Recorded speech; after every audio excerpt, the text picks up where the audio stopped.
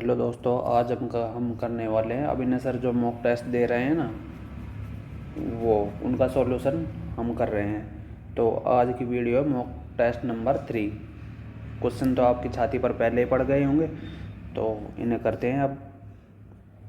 ये क्वेश्चन दे रखा है 2 की पावर x बराबर 3 की पावर y बराबर 6 की पावर-z। आप जानते हो 2 की पावर 1 इंटू 3 की पावर 1 बराबर होता कितना है? 6। 6 की पावर भी 1 लगा लेते हैं, कोई फ़र्क थोड़ी पड़ेगा। अब एक तो तरीका होता है के मानने वाला, अब उसमें तो लग जाएगी देर, बहुत है ज़्यादा, लंबा ज़्यादा हो जाएगा सवाल। दूसरा तरीका होता है जैसे यहाँ पर 2 की पावर कितनी है? 1। 1 को आप x से डिवाइड कर लो। यहाँ पर 3 की पावर कितनी है? 1। 3 की पावर 1 को y से डिवाइड कर लो, ऐसे। और मल्टीप्लाई में पावर क्या होती है? ऐड हो जाती है। जैसे आप देखो यहाँ पर 2 की पावर कितनी है? 1। 1 को डिवाइड किया x से। यहाँ पर 3 की पावर कितनी है? y। यहाँ पर 3 की पावर कितनी है? 1। 1 को डिवाइड किया y से, बराबर कितना दे रखा है? 6 की पावर 1 बटे 6 की पावर यहाँ पर -z। अब ये -z इधर को आएगा तो ये प्लस में बन जाएगा, 1/x plus 1/y plus 1/z बराबर 0। 0 ही इस सवाल का आंसर हो जाएगा। दूसरा तरीका वो भी है के मानने वाले, लेकिन उससे तो ज़्यादा ही लंबा हो जाएगा। 0 इस सवाल का आंसर हो जाएगा। नेक्स्ट सवाल, बिंदु इतने इतने का त्रिभुज का क्षेत्रफल पूछ रहा है। ट्रायंगल का क्षेत्रफल का एक तो फॉर्मूला होता है 1/2 x1 into y2 minus y3 plus x2 into y3 minus y1 plus x3 into y2 minus y1। अब या तो आप इन डिजिट को इसमें पुट कर लो और फिर आंसर निकाल लो। और एक दूसरा तरीका होता है जैसे 1/2।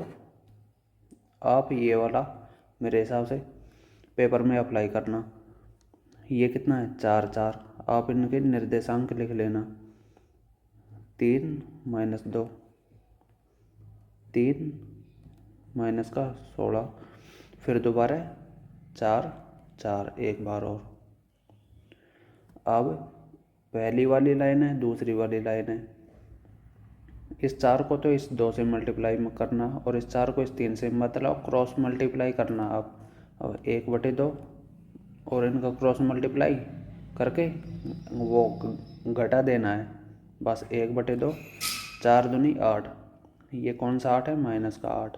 इसमें से घटेंगे कितना? 4 तिया 12, फिर प्लस। पहली और दूसरी लाइन ख़त्म हो गई, अब दूसरी तीसरी। 16 थी 48, कौन सा 48 है? माइनस का 48। इसमें से घटेगा 3 दूनी 6, 6 घटेगा और वो भी कौन सा? माइनस का 6, तो ये हो जाएगा प्लस का 6। दूसरी तीसरी लाइन ख़त्म हुई, तीसरी चौथी, फिर यहाँ पर 3 चौके 12, वो भी प्लस का। माइनस का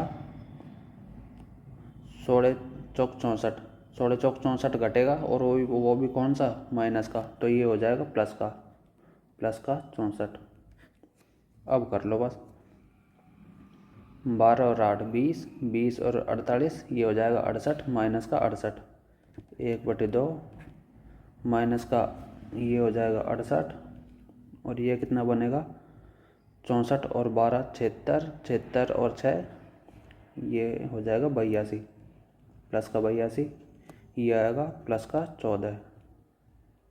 68 82 14 का प्लस का 14, 2 से कट जाएगा, 7 बार 7 इस सवाल का आंसर हो जाएगा, डी ऑप्शन। नेक्स्ट सवाल, यदि थीटा और इतना, ये 20 नहीं, ये थीटा है, न्यून कोण है, जैसे इतना दे रखा है, ये साइन थीटा है, साइन ऊपर इंग्लिश में सही दे रखा है। आप मेरे हिसाब से तो इनमें है ना वैल्यू पुट कर लो, जैसे थीटा का मान 45 डिग्री मान कर देख लो, एक बार मान कर ही देख लो, यदि क्वेश्चन हो जाए तब तो ठीक है। और मेरे हिसाब से तो एसएससी में सबसे ज़्यादा क्वेश्चन तो ऐसे ही आते हैं जिनमें वैल्यू पुट हो जाती है और जल्दी भी हो जाते हैं। अब जैसे इसमें 45 डिग्री का मान पुट करके देख लो, थीटा 45 डिग्री रख दो। अब इस इक्वेशन को सेटिस्फाई करना है, साइन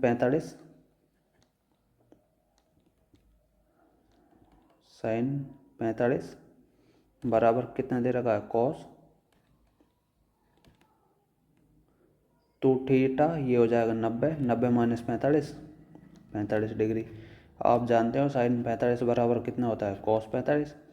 इक्वेशन सेटिस्फाई ये हो जाए, फुलफिल हो रही है, तो tan 45 का मान पूछ रहा है, tan 45 का मान 1 इस सवाल का आंसर हो जाएगा। श्रृंखला का योग ये पूछ रहा है। आप ऐसे कर लो, जैसे एक को तो अलग रख लो। अब इसका वो भी कितना तक पूछ रहा है, इनफाइनाइट तक योग होता है जीपी का a/1 माइनस आर।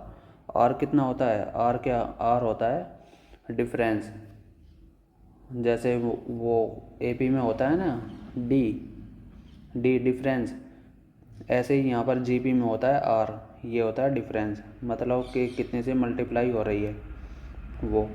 ए होता है फर्स्ट टर्म। अब एक को तो अलग रख लो और ये प्लस, ये बन जाएगा 6/10 प्लस 6/100 प्लस 6/1000 प्लस ऐसे ऐसे चलता जाएगा इनफाइनाइट तक। अब 1 प्लस 6 को भी आप बाहर रख लो। अब ये बन जाएगा 1/10 प्लस 1/100 प्लस 1/1000 ऐसे इनफाइनाइट तक। अब इसको ऐड कर लेंगे बस, इसमें फॉर्मूला पुट कर देंगे, 1/a की वैल्यू 1/10 1 माइनस आर, आर कितना है 100, 1/10 से हमेशा मल्टीप्लाई होती जा रही है, आर हो जाएगा 1/10, 10 एकम 10 माइनस 1 9/10, ऊपर जाकर ये हो जाएगा मल्टीप्लाई 10/9, 10 से 10 कट जाएगा, 1 प्लस ये बचेगा 1 प्लस 6/9, 3 दूनी 6, 3 3 9, ये आ जाएगा 1 सही 2/3, इस सवाल का आंसर हो जाएगा। है गया कहीं, 1 सही 2/3, इस सवाल का आंसर हो जाएगा ए ऑप्शन। नेक्स्ट सवाल, बसें एक टर्मिनल से 10 मिनट के अंतराल पर 20 किलोमीटर घंटा की गति से चलती है। यदि एक व्यक्ति विपरीत दिशा से बस टर्मिनल की ओर 8 मिनट के अंतराल पर आता है तो उसकी गति क्या है। ये ऐसे है, आपने वो देखा होगा ना, जैसे चोर पुलिस वाला सवाल होता है टाइम डिस्टेंस में, कि चोर तो पहले भाग गया, फिर उसके पीछे पुलिस आ रही है ऐसे। और एक दूसरा सवाल बनता है ये गोली चलने वाला,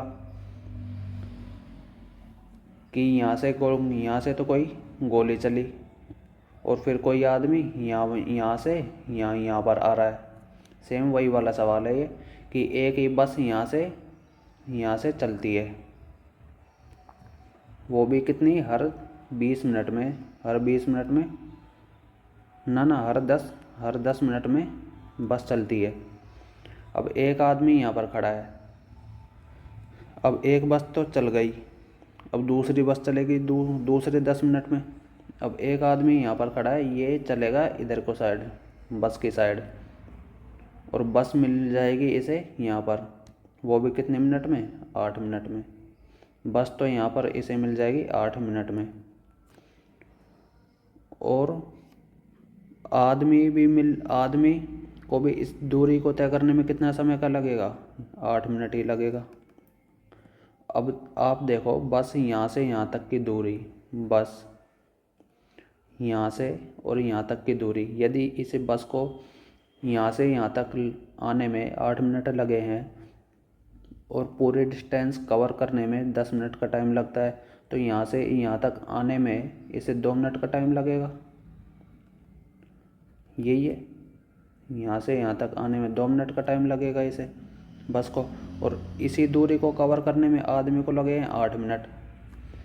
तो इनकी टाइम का और स्पीड का रेशियो निकाल लेंगे। अब इनका टाइम का रेशियो है बस का और आदमी का, मैन का। बस का दे रखा है टाइम का रेशियो, बस तो पहुंचती है 2 मिनट में और आदमी पहुंचता है 8 मिनट में। इनको काट लेंगे 1/4।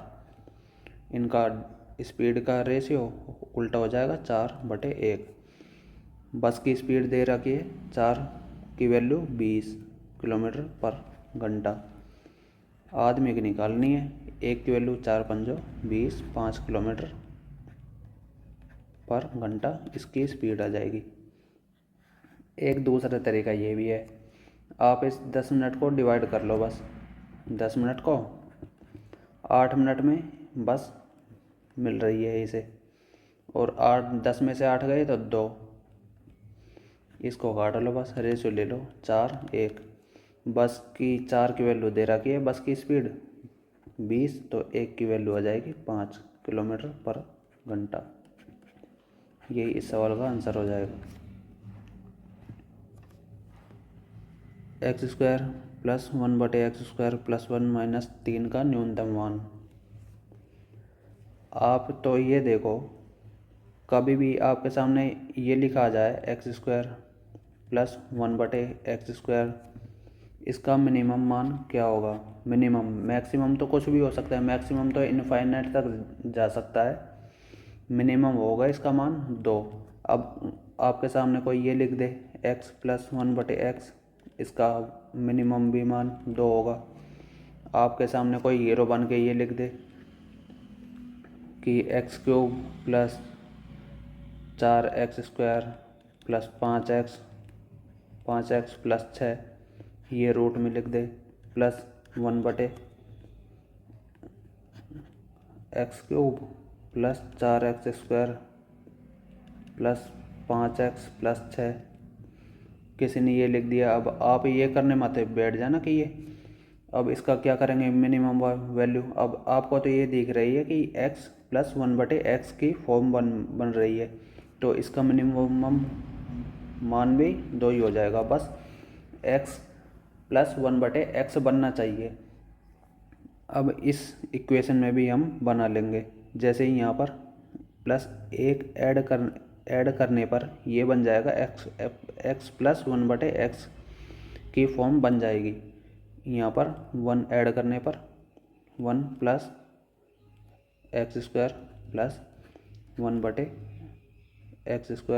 + 1, यहाँ पर -3 है तो यहाँ पर घट जाएगा -1, ये हो जाएगा 4। अब इस इक्वेशन की वैल्यू, इसका मिनिमम मान आएगा 2। x + 1/x की टर्म बन रही है, तो इसका मिनिमम वैल्यू आ जाएगी 2, और ये -4 है, तो आंसर आ जाएगा -2। इस सवाल का आंसर हो जाएगा। आपको तो बस x + 1/x की फॉर्म बनानी है, बन रही है तो उसका मिनिमम वैल्यू 2 हो जाएगी, और नहीं बन रही है तो प्लस माइनस कुछ भी 1 2 3 कुछ भी ऐड करके बना लेनी है। नेक्स्ट सवाल, a - b b - c c - a इतना दे रखा है, पूछ रहा है ये होता है a³ + b³ + c³ - 3abc बराबर कितना होता है? ½ a + b + c into A minus B का स्क्वायर प्लस बी माइनस सी का स्क्वायर प्लस सी माइनस ए का स्क्वायर।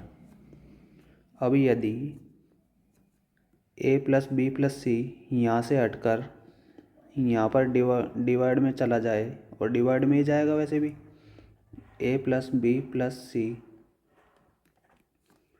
तो आप देखो हमसे पूछ क्या रहा है, ए cube B cube C cube minus 3abc बटे ए प्लस बी प्लस सी। हमसे पूछ भी ये इसी की वैल्यू रहा है, ये इसी की, तो निकाल लेंगे 1/2 यहाँ पर बचेगा, इंटू ए माइनस बी का स्क्वायर 3 3 9 प्लस बी माइनस सी इसका स्क्वायर 5 5 25 प्लस सी माइनस ए का स्क्वायर 1 का 1। बस 25 9 25 और 1 26 26 और 9 हो जाएगा ये 34 35 टोटल, 9 और 1 10 25 35 1/2 बटे 35 35 में भाग दिया 17.5।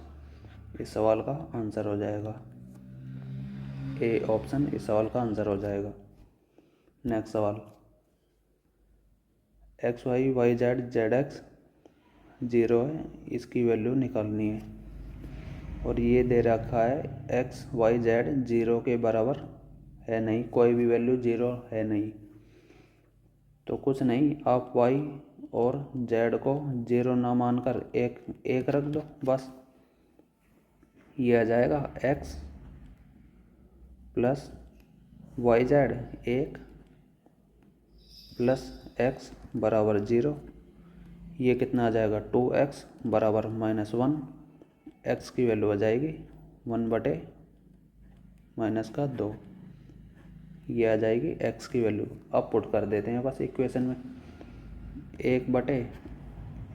1/x² हो जाएगा 1/4 माइनस वाई जेड कितना है 1 इंटू 1 प्लस 1/y², वाई कितना है 1 का square 1 minus Z into x कितना है वाई माइनस का 1/2। यदि माइनस और माइनस का होगा तो ये प्लस का हो जाएगा 1/2 प्लस 1/जेड² कितना है 1, जेड की वैल्यू 1 तो जेड² भी 1 माइनस एक्स वाई, एक्स कितना है माइनस का 1/2 मल्टीप्लाई, ये माइनस प्लस हो जाएगा 1/2, वाई से मल्टीप्लाई होगी, वाई कितना है 1 के तो किसी से भी मल्टीप्लाई करो वही आएगा। अब ये बन जाएगा बस 1/4 एकम 4 माइनस 1 3/4, वो कितना माइनस का, प्लस 2 एकम 1/2 एकम 2 3/2 प्लस 1/3/2। इनको ऊपर ले लेंगे बस, 4/3 माइनस का प्लस 2/3 प्लस 2/3 2/3 और प्लस 2/3, ये कट जाएगा माइनस का 4/3 से 0। इस सवाल का आंसर हो जाएगा। एक्स बराबर cosec theta sine theta Y बराबर इतना, इसकी वैल्यू निकालनी है। आप पहले तो थीटा का मान 45 डिग्री रख कर देख लो। कोसेक 45 कितना होता है √2 माइनस साइन 45 1/√2। ये किसकी वैल्यू आ जाएगी एक्स की, 2 - 1 1/√2 आ जाएगी किसकी वैल्यू एक्स की। सेम ऐसे वाई की वैल्यू आ जाएगी, वाई की भी वैल्यू कितनी आएगी √2 माइनस 1/√2, ये भी आ जाएगी वाई की वैल्यू, एक्स बराबर वाई आ जाएगा। अब पूछ रहा है हमसे एक्स² कितना होगा 1/2 इंटू वाई² 1/2 multiply x square 1/2 plus y square 1/2 plus 3, 1/2 और 1/2 1 प्लस 3 4, ये कितना हो जाएगा 1/4 इंटू 4 बराबर 1। इस सवाल का आंसर हो जाएगा बी ऑप्शन। नेक्स्ट सवाल 3 0 3 8 15 24 35 का नवा पद, नाइन्थ टर्म बतानी है इसकी। तो नौवा ही बताना है, कोई ज़्यादा दूर तो है नहीं। 1 2 3 4 5 6, 6 टर्म तो है ही। इनके बीच में डिफरेंस कितना है 3 5 7 9 11, फिर 13 जुड़ेगा, फिर 15, फिर 17, ऐसे। अब 35 में 13 जोड़े तो 48, 48 में 15 जोड़ दिए तो 48 और 15 ये हो जाएगा 63, 63 में फिर 17 ऐड कर दिए, 63 और 17 ये हो जाएगा 80, 80 इस सवाल का आंसर हो जाएगा सी ऑप्शन। नेक्स्ट सवाल, अलग अलग क्षमता के 2 खाली जार में समान मात्रा में पानी डाला गया, जिससे एक जार 1/4 तक भर गया, दूसरा जार 1/3 तक भर गया। यदि कम क्षमता वाले जार में पानी को अधिक क्षमता वाले जार में डाल दिया जाता है तो पानी से भरे बड़े जार का भाग क्या है। ये बोल रहा है कि जैसे ये कोई बीकर है, इसकी क्षमता तो है 4, ये कितना 4 लीटर का,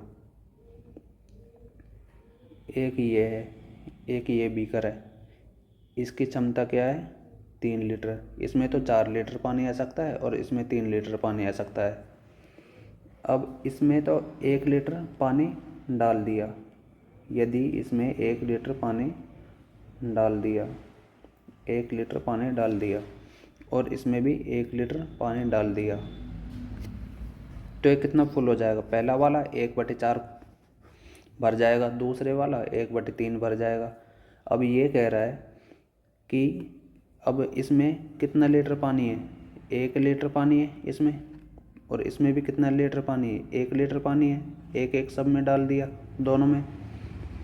अब ये कह रहा है कि दूसरे वाले बर्तन से पहले वाले बर्तन में पानी डाल दिया जाए, वही 1 लीटर, 1 लीटर तो इसमें पहले है, और दूसरा बर्तन का 1 लीटर और डाल दिया जाए, तो इसमें टोटल कितना पानी आ जाएगा, हो जाएगा 2 लीटर पानी हो जाएगा। टोटल क्षमता कितनी है इसकी 4 लीटर। टोटल कितना फिल हो जाएगा ये पहला वाला बर्तन 1/2, इस सवाल का आंसर हो जाएगा। सवाल बस देखने में बड़ा है टुच्चा।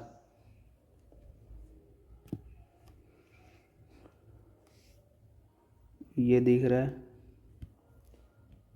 अब एक बार तो आप इस सवाल में वैल्यू पुट करके देख लो, x का मान और y का मान 1 मान लिया और x का मान 2, 2 और 2 बराबर हो जाएंगे, और थीटा का मान 45 डिग्री, तो ये बराबर हो जाएगा। दूसरी इक्वेशन में पुट करके देखते हैं। x का मान कितना माना हमने 2, ये 2 दूनी 4, 4√2 माइनस 1√2 बचेगा 3√2, लेकिन ये दे रखा 3, तो ये सेटिस्फाई तो हो नहीं रहा। इसे वैसे ही कर लेते हैं अब बेसिक तरीके से ही, क्योंकि वैल्यू तो इसमें पुट होने से रही। फिर इसे करेंगे, ये दे रखा 2x theta, 2x sec theta minus y cosec theta बराबर 3 दे रखा है। ये हो जाएगा, ये क्या होता है 2x सेक थीटा को क्या लिख सकते हैं हम, कोस थीटा माइनस y बटे कोसेक थीटा को क्या लिख सकते हैं हम, साइन थीटा बराबर कितना है 3। एलसीएम लेंगे तो ये आएगा,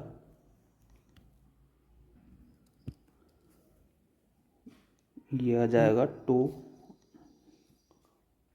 2x sine theta sine theta minus Y cos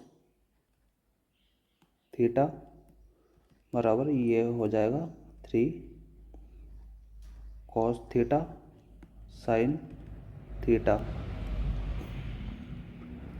अब यहाँ पर दे रखा है 2y कॉस थीटा। अब इसे भी 2y कॉस थीटा बना लेते हैं, जो इसको घटा लेंगे फिर ये वाले इक्वेशन और ये वाले इक्वेशन को बराबर रख देंगे तो 2y कॉस थीटा से 2y कॉस थीटा कट जाएगा। इस इक्वेशन को 2 से मल्टीप्लाई कर लो एक बार तो ये बन जाएगा 2 दूनी 4x sign theta minus 2y cos theta बराबर 3 दूनी 6 कॉस थीटा साइन थीटा। अब इस इक्वेशन में अब ये बराबर है, इसको तो माइनस, ये तो माइनस का हो जाएगा, इधर को आएगा तो ये माइनस का हो जाएगा। अब ये पहली वाली इक्वेशन है, इसको इसमें ऐड करके देखते हैं एक बार तो। ये कितना है 2y कॉस थीटा, ये बराबर इधर को आएगा तो माइनस x साइन थीटा। ये प्लस का 2y कॉस थीटा, ये माइनस का 2y कॉस थीटा, ये कट हो जाएगा। यहाँ पर बचेगा 4x sign theta minus x sine theta, ये हो जाएगा 3x साइन थीटा बराबर ये कितना बचेगा 6 cos theta sine theta. Sine theta से साइन थीटा कट जाएगा, 3 से कट जाएगा 2 बार। x की वैल्यू आ जाएगी 2 कॉस थीटा, x की वैल्यू आ जाएगी 2 कॉस थीटा। अब इस x को पहली वाली इक्वेशन में पुट कर देते हैं बस। ये है 2y कॉस थीटा बराबर कितना दे रखा है, x की वैल्यू कितनी है 2 cos theta, 2 cos theta into sine theta. Cos theta से 2 कॉस थीटा ये कट जाएगा। y की वैल्यू यहाँ से क्या आ जाएगी साइन थीटा। y की वैल्यू आ जाएगी यहाँ से साइन थीटा। अब पूछ कह रहा है ये हो जाएगा x अपॉन वाई बराबर 2/1। पूछ कर रहा है सवाल में x plus Y X minus Y, 2 और 1 3 रेशियो 2 माइनस 1 1 3 रेशियो 1। इस सवाल का आंसर हो जाएगा ए ऑप्शन। नेक्स्ट सवाल, एक रैखिक समीकरण ऐसा है, इसके ग्राफ पर प्रत्येक बिंदु की कोटि और भुज उससे 4 गुना है। x एक्सिस ये तो होता है भुज और y एक्सिस ये होता है कोटि। अब कह के क्या रहा है उसका कोटि भुज से 4 गुना है। कोई ऐसा समीकरण देखना है भुज कोटि से 4 गुना है। यहाँ पर 0 यहाँ पर नहीं है, यहाँ पर प्लस में हो रहा है। ये पहला ऑप्शन और डी ऑप्शन तो हो ही नहीं सकता। भुज और कोटि बराबर करनी है और कोटि बराबर करनी है। भुज में 4 से मल्टीप्लाई और y ये 4 गुना है, ये बी ऑप्शन इस सवाल का आंसर हो जाएगा। भुज होता है एक्स अक्ष और कोटि होती है y अक्ष। सवाल में दे रखा है कि कोटि उसके भुज से 4 गुना है। कि y कोटि भुज से 4 गुना है, ये 4 गुना है, तो इसे 4 से मल्टीप्लाई करेंगे तो ये बराबर आ जाएगा, ये भी 4 सेटिस्फाई हो जाएगा, बी ऑप्शन। नेक्स्ट सवाल, 50 संख्याओं का मध्य इतना है, बाद में पता चला कि 2 गलती से इतना की बजाय 82 13 दर्ज हो गई, तो सही माध्य ज्ञात कीजिए। 28 और 31 की बजाय 82 और 13 लिख दिया। 28 और 31 कितना होता है, ये होता है 2 और 3 5, ये 59। टोटल 59 की बजाय 82 और 13 9 95, 95 लिख दिया, 95 ज़्यादा कर दिया सब, तो टोटल ज़्यादा कितना कर दिया, गलती कितने की कर दी, ये 6 3 प्लस 36, सम ज़्यादा बढ़ा दिया। अब 36 कम होगा सभी में से और 50 संख्याओं में होगा माइनस का, तो कितना हो जाएगा, 5 7 35, 5 दूनी 10, 0.72 सभी संख्याओं में कम होगा, तो एवरेज भी 0.72 कम हो जाएगा। 30 माइनस 0.72 ये आ जाएगा 29.28, इस सवाल का आंसर हो जाएगा। 30 माइनस 0.72 बराबर 29.28। नेक्स्ट सवाल, -2 8 5 7 से गुजरने वाली रेखा कितने पर कट करेगी, ये पूछ रहा है। ये बना लेते हैं बस, बिंदु 2 -2 8 ये होता है x, ये -x, ये y, ये -y। बिंदु 2 -2 8, ये माइनस का 2 जाएगा, माइनस का 2 और 8 होगा यहाँ पर, माइनस का 2 और 8, माइनस का 2 8 निर्देशांक होंगे यहाँ बिंदु पर। 5 7 5 होगा प्लस में यहाँ पर, और 7 ऊपर जाएंगे, 5 7 होगा यहाँ पर, इस बिंदु पर निर्देशांक होंगे 5 7। तो ये रेखा पूछ रहा है, ये किसे कट करेगी, वाई अक्ष को, वाई अक्ष कट वाई अक्ष, सी ऑप्शन इस सवाल का आंसर हो जाएगा, वाई अक्ष को कट कर देगी ये वाली रेखा। नेक्स्ट सवाल, अभिव्यक्ति इसका कारक है, ओ ये तो गुणनखंड पूछ रहा है बस। 4√3 x² प्लस 5x माइनस 2√3, इन दोनों की तो मल्टीप्लाई करें और मल्टीप्लाई के फैक्टर का योग 5x आना चाहिए, ऐसे बस इनका फैक्टर इसका तो बस फैक्टर निकालना है। 2 चौके 8 3 24, 24 का कोई फैक्टर की ऐड करने पर 5 आ जाए, 8 3 24, ये बन जाएगा 4√3 x²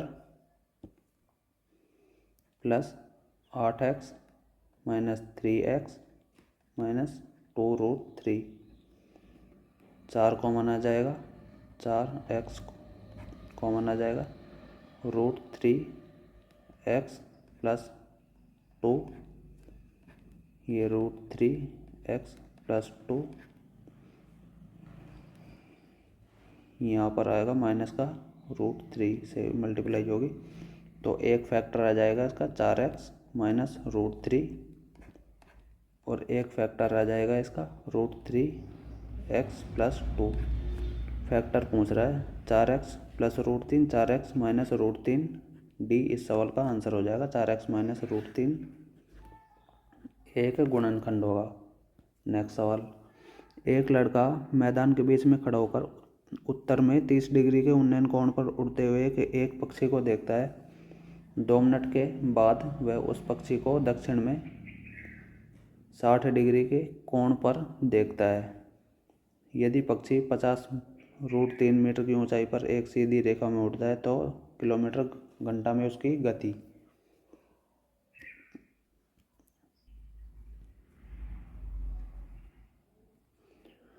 इसमें ये है जैसे ये कोई पक्षी उड़ रहा है,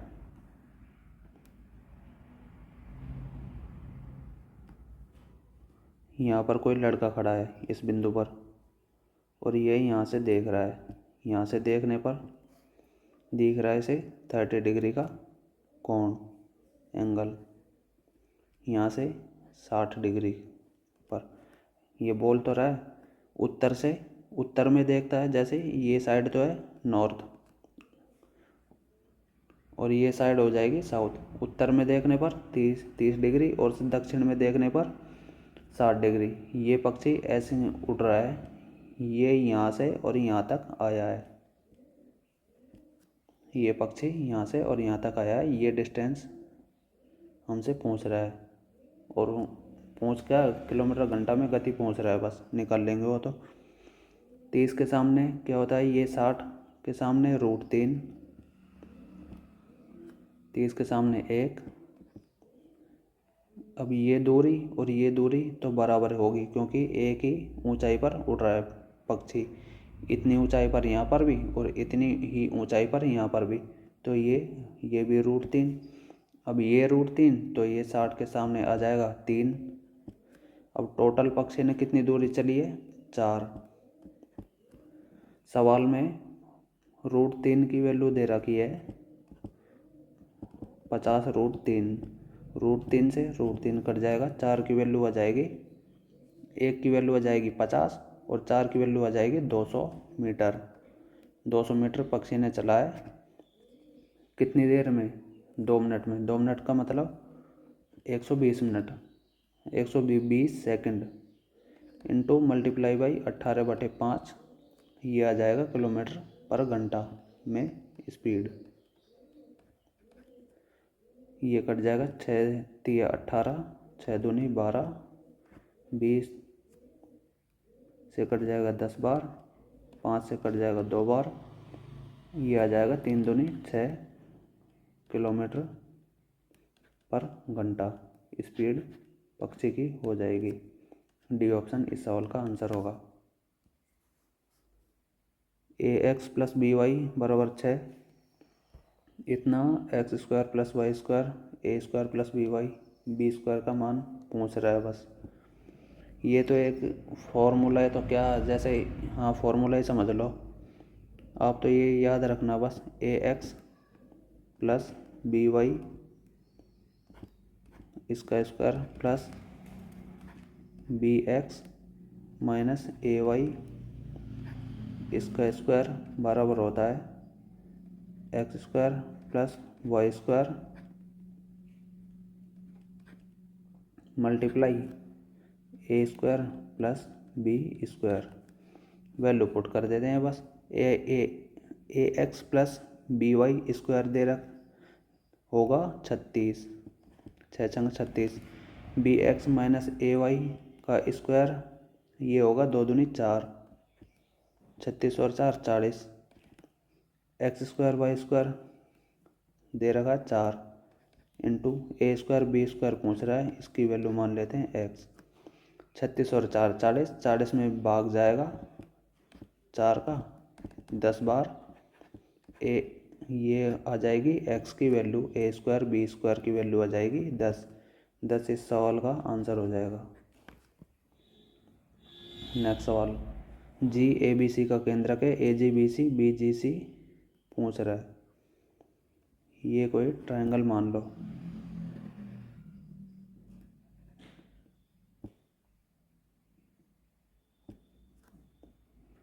ये ABC G इसका केंद्रक है, G सेंट्रोइड है, AG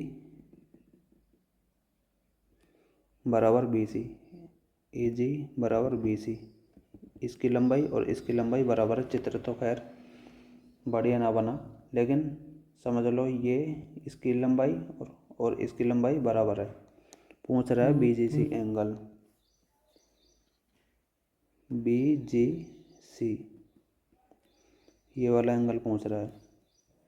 आप ये समझो, ये सेंट्रोइड है, ये सेंट्रोइड इसको इससे मिला दिया, ये मान लो कोई एम पॉइंट है। अब ये सेंट्रोइड है तो ये माध्यिका होगी, और माध्यिका इसको बराबर भागों में बांटती है, इसकी ये और ये बराबर हो जाएगा, बी एम और एम सी बराबर होगा। और सेंट्रोइड है जो माध्यिका को कितने रेशियो में डिवाइड करता है, 2:1 में, 2:1 में। अब इसे थोड़ी देर के लिए, क्या मेरे हिसाब से तो इसमें ट्रायंगल भी नहीं दे रखा, आप इसे है ना एक आइसोसेल्स ट्रायंगल मान लो, समद्विबाहु त्रिभुज। ये भुजा और ये भुजा भी बराबर हो जाएगी। आप देखो कि आइसोसेल्स ट्रायंगल माना हमने, ये किसको, बी जी सी को। अब ये भुजा और ये भुजा तो बराबर होगी, और यहाँ से मीडियन खींची तो ये तो 90 डिग्री पर कट करेगी इसे। किसी भी आइसोसेल्स ट्रायंगल में कोई भी मीडियन खींची, एंगल बाइसेक्टर खींचा डाला तो ये 90 डिग्री पर कट करता है, और ये दूरी बराबर होती है। अब ये दूरी और ये दूरी बराबर हो जाएगी, इसकी वैल्यू भी 1, इसकी भी वैल्यू 1। ये कितना माना है हमने, 90 डिग्री का एंगल। ये कौन सा है, 45 डिग्री, ये भी 45 डिग्री। अब ये एंगल इतना सा 45 डिग्री का हो जाएगा, और ये भी एंगल कौन सा, 45 डिग्री। तो 45 45 90 डिग्री इस सवाल का आंसर आ जाएगा, सी ऑप्शन। नेक्स्ट सवाल, मान लीजिए ए बी सी और जी की दो माध्यिकाएं बी और बी ई सी एफ उनका प्रतिच्छेदन है। साथ ही मान लीजिए ई एफ ए जी को काटता है, ए ओ जी पूछ रहा है। देख लेते हैं इसे भी क्या कह रहा है। ट्रायंगल है A B C, B E और सी एफ माध्यिकाएं जी, उनका जी पर वो कट कर रही है, B E C F G पर ये कट कर रही है। पूछ रहा है साथ ही मान लीजिए ई एफ ए जी को ओ पर काटता है, ई एफ ए जी को ओ पर काटता है, तो पूछ रहा है ए ओ और ओ जी। ए ओ और ओ जी ये तो याद रखने वाली चीज़ है बस। ए ओ ओ जी का रेशियो होता है 3:1, 3:1। इस सवाल का आंसर आ जाएगा 3:1। ये तो बस ज्योमेट्री में वैसे ही प्रॉपर्टी भी होती है कि ये ए ओ और ओ जी 3:1 में, और जैसे और ये सेंट्रोइड है, ये मीडियन खींची, ये इसे सेंट्रोइड मीडियन को कितने में डिवाइड करता है, 2:1 में, और ये ए और ए ओ जी 3:1 में ये डिवाइड करता है। ये तो याद रखने वाली चीज़ है बस, थ्योरेटिकल है। नेक्स्ट सवाल, रेखाओं इतना इतना अक्ष द्वारा बने त्रिभुज का क्षेत्रफल, इनके अंत्यखंड कितने होंगे, x/5 में भाग दिया 35 का, 5 7 5 7 35 प्लस y, इक्वेशन बन जाएगी 7 5 35 बराबर 1। ये दूसरा वाला x/4 दिया 12 प्लस 3 चौके 12 y/3 चौके 12 बराबर 1। ट्रायंगल बना लेते हैं।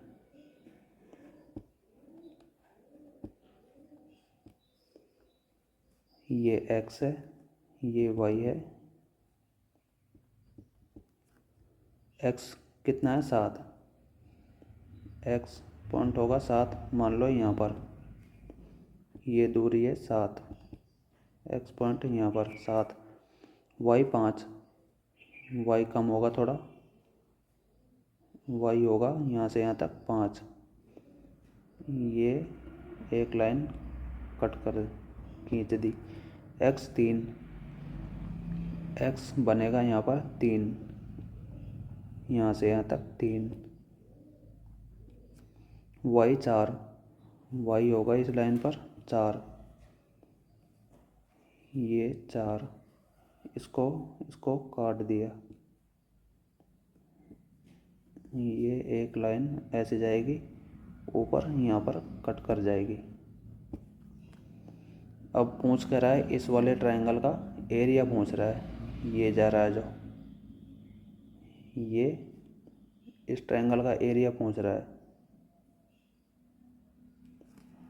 कैसे निकालेंगे? ये पूरी 7, ये -3, 7 में से 3 गए, ये होगा पूरी 4, टोटल 4। ट्रायंगल का एरिया क्या होता है? 1/2 आधार इंटू ऊंचाई। आधार कितना है? 4। ऊंचाई हाइट ये हमें निकालनी पड़ेगी। कितनी? y की वैल्यू। y कहाँ पर कट करेगा? इनको इक्वल कर लेते हैं। जैसे y की वैल्यू फाइंड करनी है हमें, तो पहली इक्वेशन को तो 4 से मल्टीप्लाई करेंगे, दूसरी इक्वेशन को 5 से, जो ये x कट जाए। 5 चौके 20, 5 चौके 20x, ये कट जाएगा। यहाँ पर आएगा 4 7 28 है, 28 y बराबर 35 चौके 140। ये इसको 5 से मल्टीप्लाई, 5 तिया 15y बराबर 12 पंचो 60। 13y की वैल्यू आ जाएगी 140 में 60 80। y की वैल्यू आ जाएगी 80/13। ये इस ट्रायंगल की ऊंचाई होगी, इंटू ऊंचाई 80/13। ये 2 से कट जाएगा 2 बार, 8 दूनी 16, 160/13 इस सवाल का आंसर हो जाएगा।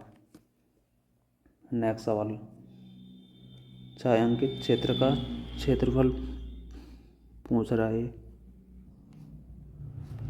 x कितना है? x दिख रहा है पॉजिटिव 2 2, तो माइनस वाला तो ऑप्शन होगा नहीं, x यहाँ पर नेगेटिव है।